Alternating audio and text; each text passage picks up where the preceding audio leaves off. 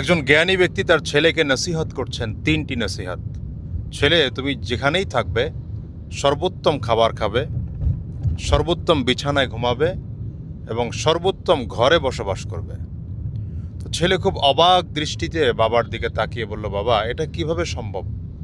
আমরা তো অত্যন্ত গরিব, গরিব অবস্থায় 3টি ভালো জিনিস কি সম্ভব? তো বাবা বললেন, দেখো, যখন তোমার ক্ষুধা লাগবে তখনই তুমি খাবে। ক্ষুধা অবস্থায় যা খাবে সেটাই তোমার জন্য হবে উত্তম খাবার। দ্বিতীয় হচ্ছে, তুমি দিনের বেলা কঠোর পরিশ্রম করবে। কঠোর পরিশ্রম করার কারণে তোমার শরীর থাকবে ক্লান্ত। যেই বিছানায় তুমি ক্লান্ত অবস্থায় ঘুমাবে সেই বিছানাটাই তোমার জন্য উত্তম বিছানা হবে।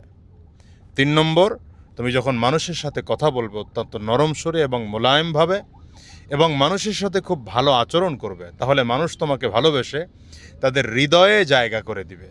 তখন তুমি মানুষের হৃদয়ে বসবাস করবে। মনে রাখবে, মানুষের হৃদয়ের ঘর পৃথিবীর সব থেকে উত্তম ঘর।